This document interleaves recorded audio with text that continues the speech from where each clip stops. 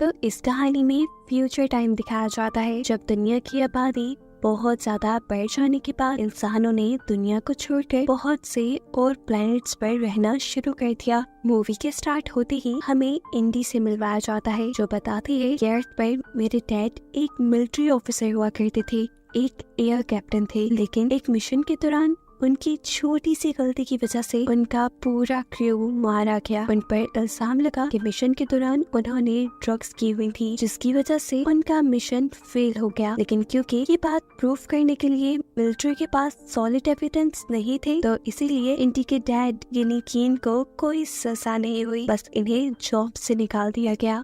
लेकिन किंग अभी भी अपने आप को जिम्मेदार मानता था उस एक्सीडेंट का जिसके चलते वो डिप्रेशन में चला गया और अल्कोहलिक बन गया।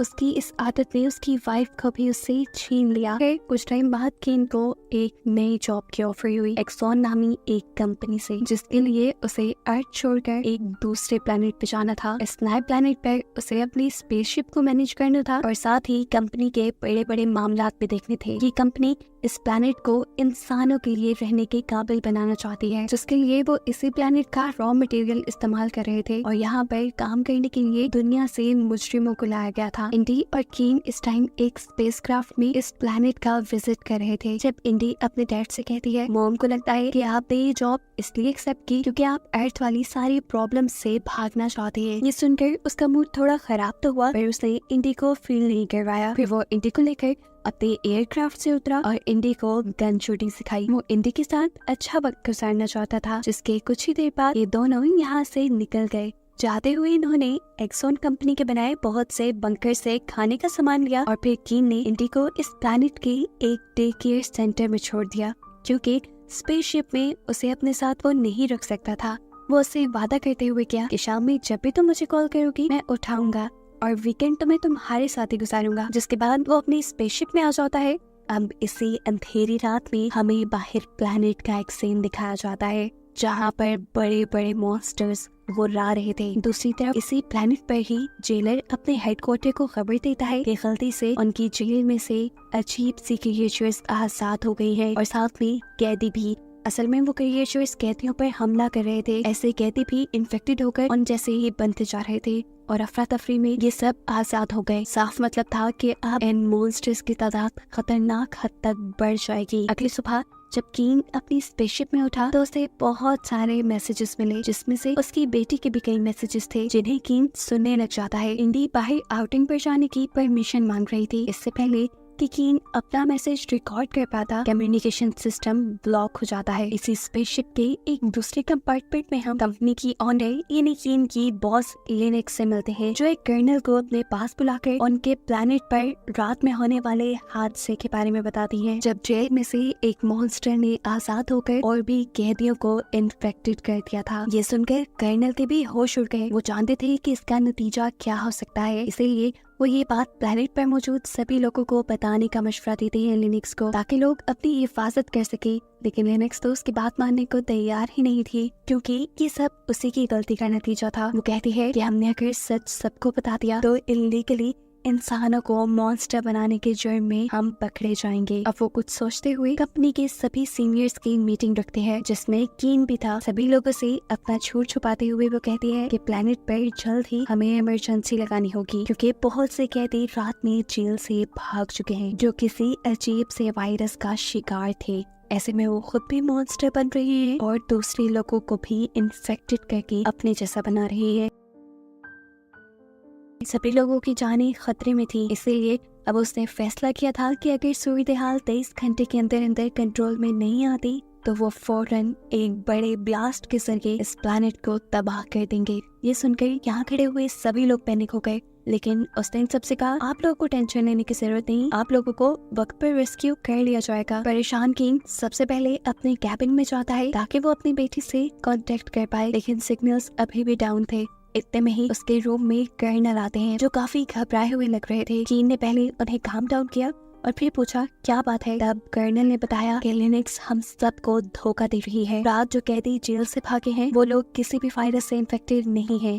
सच तो ये है कि लिनक्स खुद मॉन्स्टर क्रिएचर बनाने के लिए एक्सपेरिमेंट्स कर रही थी, जो अब तैयार भी हो गए, लेकिन वो उसके कंट्रोल में नहीं आ सके और ऐसे सबकी जानें खतरे में आ गई। और अब ये सभी मॉन्स्टर प्लैनेट के कैपिटल की तरफ जा रहे थे, जहाँ पर लोग पहले से रहने लगे थे। वहाँ पे बहुत सारे लोग थे, सबकी जानें शदीद खतरे में थी। इससे भी ज्यादा डरा देने वाली बात ये थी कि ये मॉन्स्टर जिस इंसान को भी इन्फेक्टेड करते वो खुद भी मॉन्स्टर बन जाता।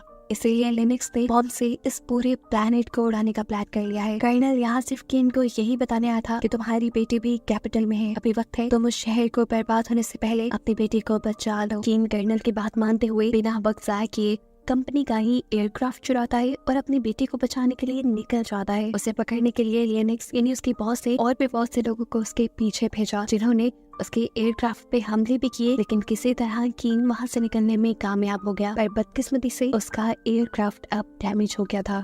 थोड़ी ही दूर जाने पे वो क्रैश हो जाता है और कीन जा गिरता है पानी में। वो जैसे ही पानी से बाहर निकला तो किसी ने उसके सर के ऊपर हमला करते हुए उसे बेहोश कर दिया। जब उसे होश आया तो उसने देखा कि साई नामी आदमी ने उसे गन पॉइंट पे लिया हुआ है। वो उससे पूछता है तुम कौन हो? कीन बताता है कि मैं इन्फेक्टेड हुए लोगों को ढूंढना चाहता हूँ, ये नहीं उन कैदियों को जो जेल से भाग आए थे। जवाब में साई कहता है मैं भी एक कैदी ही हूँ और जो लोग इन्फेक्टेड थे उन्हें क्रिएचर्स ने खुद ही मार डाला है। इसके बाद कीन इस लड़की को बताता है कि शहर के अंदर एक न्यूक्लियर रिएक्टर लगा दिया गया है, जिसकी वजह से 23 घंटे बाद ये शहर तबाह हो जाएगा। वो साई से कहता है प्लीज तुम मेरी मदद करो ताकि मैं कैपिटल तक पहुँच कर अपनी बेटी को बचा पाऊँ। पहले तो साई इनकार कर देता है, लेकिन जब उसे ये मालूम हुआ कि कीन के पास मिलिट्री बंकर्स की एक्सेस है तो वो उसकी मदद करने को मान चुका था, क्योंकि मिलिट्री बंकर्स के अंदर से इन्हें खाना और जरूरत का सारा सामान मिल जाता। सीन्स अब यहीं से पास्ट पे शिफ्ट होते हैं और हमें दिखाया जाता है कि कैसे साई और उसके बाकी सारे साथी जेल से निकलने में कामयाब हुए। असल में ये पूरा का पूरा प्लान साई का ही था। उनके साथ जेल में बहुत ज्यादा होती थी, उनसे बहुत काम करवाया जाता था और बदले में खाना भी कम दिया जाता था। साई ने अपने साथियों से कहा कि हम इस जहन्नुम की जिंदगी से निकल सकते हैं, बस एक छोटा सा प्लान। उसी प्लान के तहत ये लोग आपस में लड़े, जिसकी वजह से सोल्जर्स ने इन्हें अलग-अलग बंद कर दिया। असल में इन छोटे सेल्स के अंदर एक ऐसा सेल भी था जिसके अंदर इमरजेंसी ट्रिगर सिस्टम था। ये बात वो जानता था और बस वो वहीं तक पहुंचना चाहता था। उस ट्रिगर सिस्टम तक पहुंचने के लिए ये जरूरी था कि हम उन सारे सेल्स को फिल कर देते। इसीलिए हम सब लड़े और सबको ही वो छोटे छोटे सेल्स में बंद कर दिया गया। ये सब करना इतना भी आसान नहीं था। साई ने जब दूसरे लोगों से लड़ाई की थी तब दूसरे लोगों ने उसे इतना मारा था कि वो बिल्कुल मरने के करीब हो गया था और फिर उसे एक ऐसे सेल में बंद किया गया जिस सेल के अंदर हमेशा लेजर लाइट चलती रहती थी और वो सेल हमेशा घूमता रहता था। एक मिनट भी वहाँ सुकून का नहीं था। खैर कहानी दोबारा प्रेजेंट में आती है, जहाँ साई कीन को लेकर एक क्लब में आया। असल में कैपिटल सिटी तक पहुंचने के लिए इन्हें एक बस चाहिए थी जो इलीगली इन्हें यहीं से मिल सकती थी।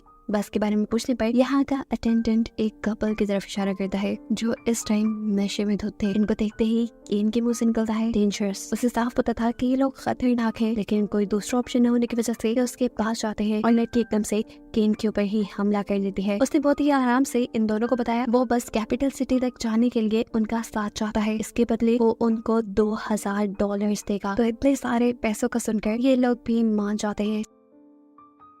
सीन्स अब यहाँ से दोबारा पास्ट में शिफ्ट होते हैं और कहानी वहीं से कंटिन्यू होती है जब साई को उसकी लड़ाई के चलते एक अजीब से रोटेटरी सेल में बंद कर दिया गया था। इसी टाइम उसके दूसरे साथी को बंद किया गया था एक ऐसे सेल में जो एक खाली रूम में बना था। इस रूम के अंदर एक अजीब सी क्रिएचर भी थी। ये आदमी इस क्रिएचर को देखकर घबरा जाता है। इससे पहले कि वो अपने आप को बचाने के लिए कुछ करता, ये क्रिएचर उसके ऊपर हमला करती है और उसे भी इन्फेक्टेड करके अपने जैसा ही मॉन्स्टर बना देती है। जेल का वार्डन साई के पास जाता है और उसे भी इसी केज के अंदर ले आता है। यहाँ ले जाते हुए वार्डन साई को बता देता है कि कैसे वो क्रिएचर्स दूसरों के ऊपर हमला करती है और उन्हें भी अपने ही जैसी क्रिएचर में बदल देती है। साई कंफ्यूज था कि ये लोग खुद ही इंसानों को मॉन्स्टर क्यों बना रहे हैं। जवाब में वार्डन बताता है कि इस प्लेनेट का एनवायरनमेंट बहुत ही खराब है। एक्सॉन कंपनी इंसानों को ऐसा मॉन्स्टर में इसलिए तब्दील कर रही है ताकि वो ज्यादा ताकतवर होकर हर एनवायरनमेंट में सर्वाइव करने के काबिल हो जाए। ये कहकर वो उसे उस केज में बंद कर देता है। इससे पहले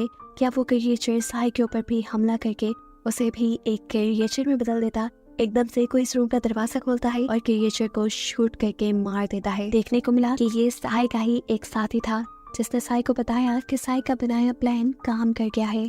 उन सारे छोटे छोटे सेल्स के अंदर उन्हें इमरजेंसी ट्रिगर मिल ही गया, जिसकी वजह से सारे सेल्स खुल गए और अब ये सब लोग आजाद थे। इससे पहले कि अब ये सब लोग जेल से निकल जाते, यहाँ पर इन्हीं का एक साथी आकर इन्हें बुरी खबर देता है। वो ये थी कि इन्होंने इंसानों को खोलने के साथ साथ गलती से एक मॉन्स्टर को भी आजाद करवा दिया था। ये चीज बाकी सब लोग भी जान गए थे, इसलिए सब लोग यहाँ से भागने की कोशिश करते हैं और वो क्रिएचर उन सब के पीछे लग जाता है, जिनमें से काफी को तो उसने मार दिया था, लेकिन साई के साथ उसके 3 साथी बचने में कामयाब हो गए। ये लोग जेल से काफी दूर निकल आए थे। ये लोग कैपिटल जाने का फैसला करते हैं, लेकिन सही कहता है नहीं, तुमने जाना है तो जाओ, लेकिन मैं ओपरा जाऊंगा। ये सुनकर वो दोनों कंफ्यूज हो गए, लेकिन सही की अपनी ही जिद थी, इसलिए उन दोनों ने सही को छोड़ा और खुद चले गए। सीन्स दोबारा से प्रेजेंट में शिफ्ट होते हैं और हमें दिखाया जाता है कि सही और कीन को लेकर वो कपल एक अजीब सी शॉप में गए थे, जहाँ से कीन बहुत सारे वेपन्स खरीदता है,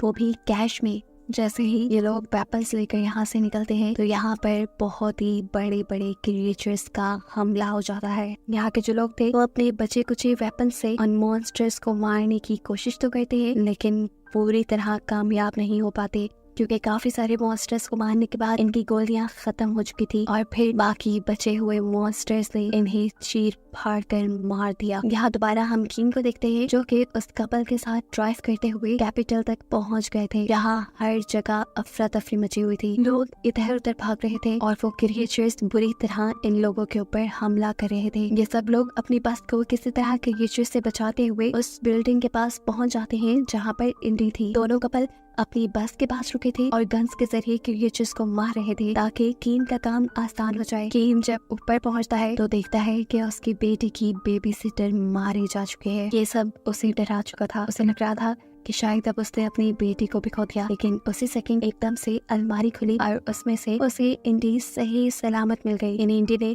अपने आप को बचाने के लिए अलमारी में बंद कर लिया था। इंडी को देखते ही कीन की जान में जान आती है तो इंडी को गले लगाता है और फिर सही से मिलवाता है, ये कहते हुए कि ये एक अच्छा इंसान है जिसने तुम्हें बचाने में मेरी बहुत मदद की। बाहर वो कपल अभी भी उन मॉन्स्टर्स को मारने की कोशिश कर रहा था, लेकिन उसकी बदकिस्मती कि एक मॉन्स्टर ने उसे देखकर उसके ऊपर हमला कर ही दिया था। ये देखकर उसकी वाइफ परेशान हो जाती है। वो उसे खींचकर बस के अंदर लेकर आई, लेकिन अब ये लड़का जान चुका था कि वो जिंदा नहीं बचेगा। वो अपनी वाइफ को आखिरी बार किस करता है और मर जाता है। दूसरी तरफ बिल्डिंग के अंदर से कीन अपनी बेटी को लेकर निकलने की कोशिश में थे, लेकिन वो देखते हैं कि उनके बाहर जाने के सारे रास्ते मॉन्स्टर्स ने ब्लॉक किए हुए हैं। तभी एकदम से कीन को एक आइडिया आता है। वो उन दोनों को लेकर जाता है छत पे और वहाँ से बस के ऊपर जंप कर देता है। बस की रूफ फॉल से जब ये लोग बस के अंदर आए तो उस आदमी को मारा देखकर इन्हें बहुत दुख हुआ। जल्द ही अब इन्हें यहाँ से बचकर निकलना था। बस ड्राइव करते हुए ये लोग आगे आ गए। अब ये लोग एक मिलिट्री बंकर के पास थे, क्योंकि इन्हें बहुत सा जरूरत का सामान चाहिए था जो मिलिट्री बंकर से ही मिल सकता था। इस चीज की खबर लिनक्स को भी हो जाती है कि एक बस उनके बंकर तक पहुंच रही है, इसलिए वो अपने आदमियों को ऑर्डर देती है कि उस बस को किसी तरह रोको, नहीं तो तबाह कर दो। इस हमले की वजह से ये सब लोग पैनिक हो चुके थे। लड़ने के लिए इनके पास ज्यादा कुछ नहीं था, इसीलिए ये लोग चुपचाप बस के फ्लोर पे लेट जाते हैं ताकि काफी हद तक वो इस हमले से महफूज रह सके। इस हमले के बावजूद भी वो लड़की बस को चलाती रहती है, लेकिन फिर अगला होने वाला हमला इस बस को भी रोक देता है। ये लोग एक बंकर के करीब आ चुके थे। साय ने पीछे मुड़कर देखा तो वो शॉक रह गया ये देखकर कि कीन और वो लड़की दोनों ही मारे जा चुके हैं। ऊपर एयरक्राफ्ट से होने वाले हमले अभी भी रुक नहीं रहे थे। अब साय अपने आप को और इंडी को बचाने के लिए जल्दी से एक केव में ले जाता है। असल में ये केव ही मिलिट्री बंकर थी, उन लोगों का शेल्टर थी। इसका कोड इंडी को इस वजह से पता था क्योंकि वो पहले भी अपने डैड के साथ यहाँ आ चुकी थी। ये लोग कोड लगाते हैं और यहाँ का दरवाजा खुल जाता है। ये दोनों बिना वक्त ज़ाया किए इसके अंदर जाने ही वाले थे, लेकिन इनकी बदकिस्मती कि इनके पीछे एक मॉन्स्टर पड़ गया जिसने साय के ऊपर हमला भी कर दिया। साय जानता था कि अब वो इन्फेक्टेड हो जाएगा, लेकिन फिर भी उसने इंडी को बचाने के लिए इस मॉन्स्टर को अपने से दूर किया और खुद इंडी को लेकर सेफली इस रूम तक आ गया। वो इंडी से कहता है तुम सेफ हो, लेकिन मैं अब जल्दी एक मॉन्स्टर बन जाऊंगा, तुम यहाँ से दूर चली जाओ, देखो तुम्हारे आगे पूरी जिंदगी है। लेकिन इंडी अब सही को छोड़ के नहीं जाती। वो रोते हुए उससे बात करने लगती है, लेकिन इसी दौरान उसकी बॉडी भी म्यूटेट होना शुरू हो गई। कहानी एकदम से दोबारा फ्लैशबैक में जाती है और हमें 2 साल पहले का वक्त दिखाया जाता है जब साय अर्थ पे एक डॉक्टर था। उस दिन हॉस्पिटल में एक इमरजेंसी केस आया। एक प्रेग्नेंट लेडी का एक्सीडेंट हुआ था। डॉक्टर्स उसकी बेटी को तो नहीं बचा पाए, लेकिन उसे बचाने की कोशिश की जा रही थी। उसे बचाने के लिए इमरजेंसी में ही साई को ऑपरेशन थिएटर में बुलाया गया और वहां जाकर उसने देखा कि वो औरत कोई और नहीं बल्कि उसकी वाइफ थी, जिस देखते ही वो इमोशनल हो गया। उसकी वाइफ उसे अपने साथ रहने को कह रही थी। साई भी खड़ा हुआ था, लेकिन फिर उसकी वाइफ ही चली गई, उसकी मौत हो गई। और इस हादसे से साहिब पूरी तरह टूट गया। वो गुस्से में उस ट्रक ड्राइवर के पास गया जिसने उसकी वाइफ का ये हाल किया था और जाकर उसका मर्डर कर दिया। इसी वजह से वो जेल में था और फिर जेल से उसे इस प्लेनेट पे शिफ्ट कर दिया गया। सीन्स अब दोबारा प्रेजेंट में शिफ्ट होते हैं, जब इस प्लेनेट को उस न्यूक्लियर रिएक्टर से तबाह कर दिया गया है। इस सब के पूरे 2 साल बाद यहाँ एक और टीम आती है, जो टीम उस बंकर को भी चेक करने के लिए उसके पास आती है, जिसके अंदर इंडी और साहिब थे। साहिब इस टाइम कम्प्लीटली एक मॉन्स्टर बन चुका था। एक इन्वेस्टिगेटर को तो वो मार भी देता है, लेकिन फिर एक लेडी को नहीं मारता। हमें मालूम हुआ है कि इस टाइम ये लोग स्पेस सूट पे इसलिए है कि पहले जो ब्लास्ट यहाँ पे हुआ था उसकी वजह से ये प्लेनेट इंसानों के रहने के काबिल नहीं रहा। यहाँ पर जो कोई भी आता है उसे स्पेस सूट पे रहना पड़ता है। बिल्कुल ऐसे ही जैसे इंडी भी इस मॉन्स्टर साई के पास आई, उसने भी स्पेस सूट पहना हुआ था। उसने साई के पास खड़ी हुई डरी हुई लड़की से पूछा, यहाँ क्यों आई हो? वो लड़की डरते हुए बताती है, हम इन्वेस्टिगेटर हैं, हम सिर्फ ये देखने आए थे कि यहाँ कोई इंसान तो नहीं। असल में वो स्पेसशिप जिसका कैप्टन बनकर किंग यहाँ आया था, वो स्पेसशिप वापस अर्थ पे ले जाई जा रही थी। ये सुनते ही इंडी के दिल में एक होप जागती है। वो इस औरत को धमकाती है, अगर तुम जिंदा रहना चाहती हो तो फिर हमें उस स्पेसशिप तक लेकर जाओ और तुम ये बात किसी को नहीं बताओगी कि एक मॉन्स्टर भी उस स्पेसशिप के अंदर छुपा हुआ है। असल में वो साई को भी अपने साथ लेकर जाना चाहती थी, क्योंकि साई बाकी मॉन्स्टर जैसा नहीं था। वो किसी के ऊपर हमला नहीं करता था। ना चाहते हुए भी इस औरत को उसकी बात माननी पड़ती है। और कहानी के आखिरी सीन में हमें इंडी और मॉन्स्टर बने साई को एक साथ दिखाया जाता है, जो वापस अपने प्लेनेट, अपने घर जाने की एक्साइटमेंट में बहुत खुश थे। दोनों ने एक दूसरे का हाथ पकड़ा हुआ था, जिसको दिखाते हुए ही ये कहानी यहाँ खत्म हो जाती है।